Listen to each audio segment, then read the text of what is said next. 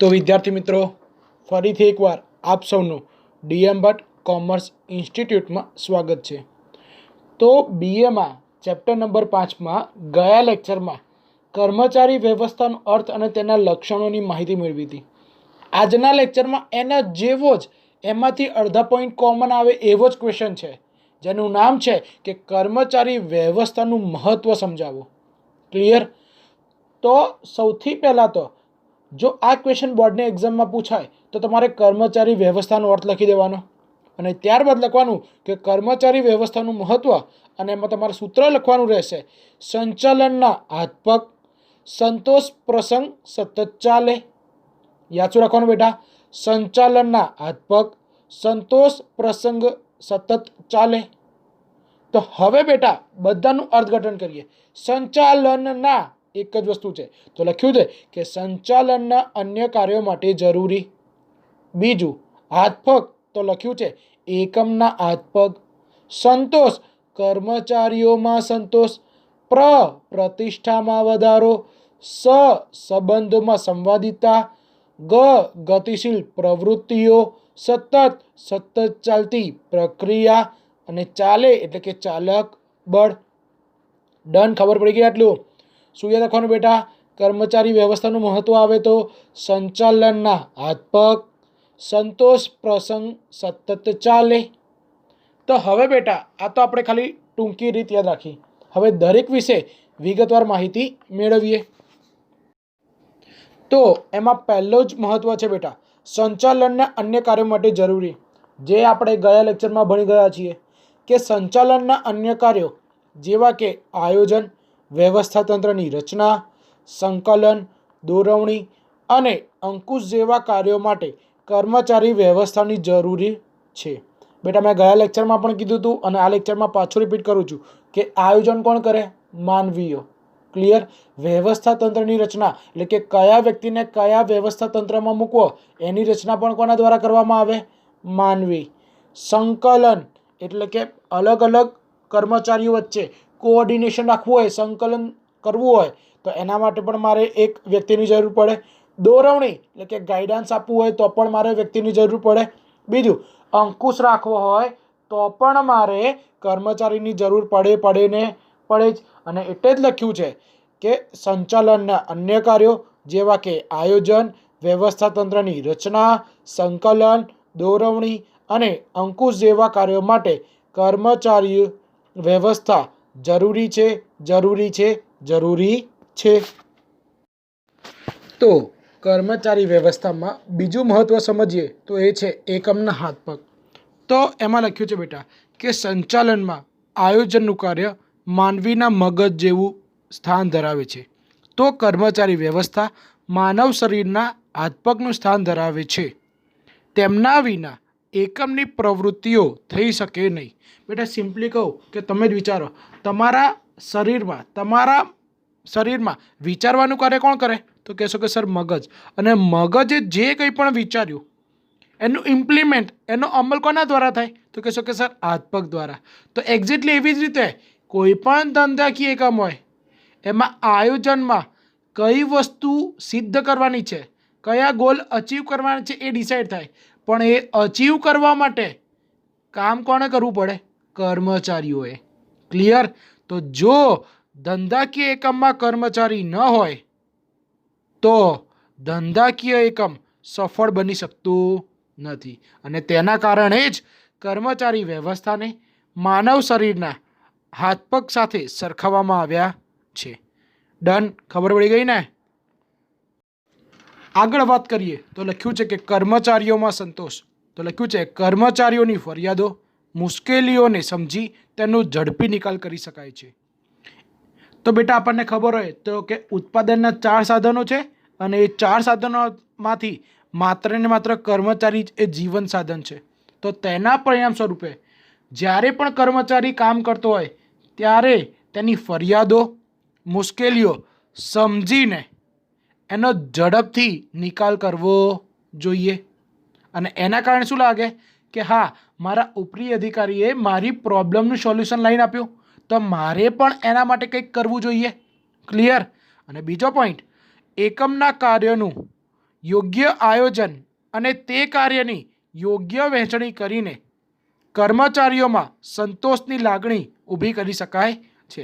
બેટા સિમ્પલી કહું કે ધંધાકીય એકમમાં જે કંઈ પણ વસ્તુનું આયોજન થયું હોય અને એ આયોજનમાં નક્કી કરવામાં આવેલી પ્રવૃત્તિઓ દરેક કર્મચારીના ભાગે સરખા હિસ્સામાં વેચવામાં આવે તો કર્મચારીઓમાં સંતોષની લાગણી ઊભી થાય ને થાય જ. ક્લિયર?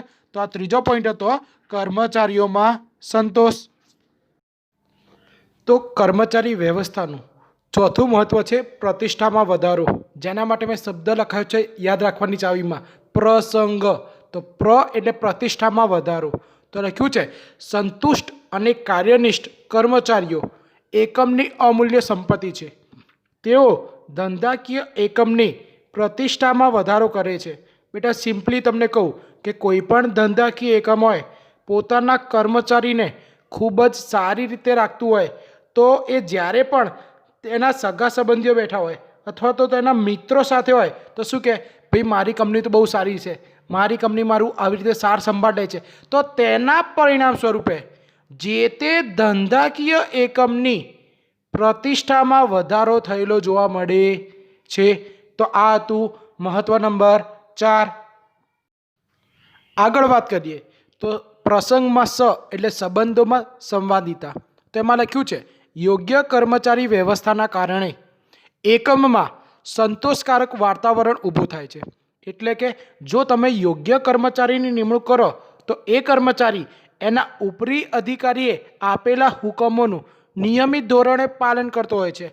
પરિણામ સ્વરૂપે અધિકારી અને કર્મચારી વચ્ચે કોઈ પણ પ્રકારના ઝઘડા થતા નથી. એટલે કે ધંધાકીય એકમમાં સંતોષકારક વાતાવરણ ઊભું થાય છે અને જેના પરિણામ સ્વરૂપે ધંધાકીય એકમના માલિક અને કર્મચારીના સંબંધોમાં સંવાદિતા જળવાય છે. એટલે સંવાદિતા એટલે સુમેળ ભર્યા. ક્લિયર? એ યાદ રાખજો બેટા. સંવાદિતા એટલે શું? સુમેળ ભર્યા સંબંધો. પ્રસંગમાં એટલે ગતિશીલ પ્રવૃત્તિઓ.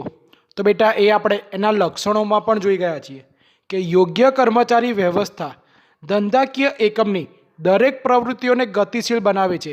ગતિશીલ એટલે સતત ચાલતી રાખે છે. એક કામ પૂરું થયું એના પછી બીજું કામ પૂરું થાય એટલે ત્રીજું કામ. આમ યોગ્ય કર્મચારીની પસંદગી કરો તો તે કર્મચારી પોતાના કામ પ્રત્યે ક્યારે પણ આળસુ બનતો નથી. તે હંમેશા એક્ટિવ રહે છે. પરિણામ સ્વરૂપે ધંધાકીય એકમની પ્રવૃત્તિઓ ગતિશીલ બને છે, સતત ચાલતી રહે છે. તો આ હતું કર્મચારી વ્યવસ્થાનું મહત્વ.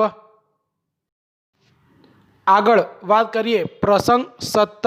તો સતત એટલે સતત ચાલતી પ્રક્રિયા. તો લખ્યું છે કર્મચારીઓ વિના એકમનું અસ્તિત્વ શક્ય નથી. જ્યાં સુધી એકમની પ્રવૃત્તિઓ ચાલુ રહે છે ત્યાં સુધી કર્મચારીઓ રહેશે અને કર્મચારી વ્યવસ્થાનું અસ્તિત્વ પણ રહેશે. તો આપણને ખબર છે કે કોઈ પણ ધંધાકીય એકમને ચલાવવું હોય તો મારે કર્મચારીની જરૂર પડે. જો કર્મચારી ન હોય તો તે ધંધાકીય એકમની ધંધાકીય પ્રવૃત્તિઓ આગળ વધી શકતી નથી. એટલે જ જો ધંધાકીય એકમની પ્રવૃત્તિને ચલાવવી હોય તો તમારે કર્મચારી જોઈએ. અને એના માટે જ લખ્યું છે કે જ્યાં સુધી એકમની પ્રવૃત્તિઓ ચાલુ રહે છે તો ત્યાં સુધી કર્મચારીઓ રહે. અને જ્યાં સુધી કર્મચારી રહે ત્યાં સુધી કર્મચારી વ્યવસ્થાનું અસ્તિત્વ રહે. અને જો ધંધાકીય એકમનું અસ્તિત્વ પૂરું થઈ જાય એટલે કે ધંધાકીય એકમ બંધ થઈ જાય તો કર્મચારી વ્યવસ્થાનું અસ્તિત્વ પણ મટી જાય છે. કર્મચારી વ્યવસ્થાનું અસ્તિત્વ પણ રહેતું નથી. એટલે જ લખ્યું છે કે કર્મચારી વ્યવસ્થા એ સંચાલનની સતત ચાલતી પ્રક્રિયા છે. અને છેલ્લો પોઈન્ટ છે સતત ચાલે એટલે કે ચાલક બળ. તો લખ્યું છે સંતુષ્ટ અને કાર્યનિષ્ઠ કર્મચારીઓ એકમનું ચાલક બળ છે. ઉત્પાદનના અન્ય સાધનો સાથે કર્મચારીઓ હોય તો જ ધ્યેય સિદ્ધિમાં સરળતા રહે છે. એટલે કે જો બેટા જો તમે તમારા ધંધાકીય એકમમાં કર્મચારીને સંતુષ્ટ રાખો એટલે કે એની બધી જ માંગ પૂરી કરો, પણ એ માંગ વ્યાજબી હોવી જોઈએ.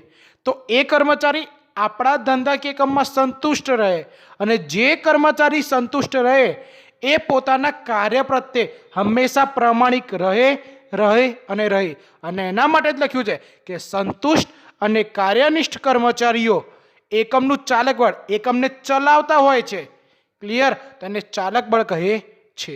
અને ઉત્પાદનના અન્ય સાધનો ધ્યેય સિદ્ધિમાં તો ભાગ ભજવે જ છે, પણ સૌથી મહત્વનું ભાગ ભજવતું સાધન હોય તો તે કર્મચારી છે. તો એટલે જ લખ્યું છે કે ઉત્પાદનના અન્ય સાધનો સાથે કર્મચારીઓ હોય તો જ ધ્યેય સિદ્ધિમાં સરળતા રહે છે. એટલે આની સાથે ચેપ્ટર નંબર 5માં લેક્ચર નંબર 2 પૂરો થયો. અને હોમવર્કમાં તમારે આ ક્વેશ્ચન 2 વાર લખીને મોકલવાનો રહેશે. મળીએ નવા લેક્ચરમાં નવા ટોપિક સાથે.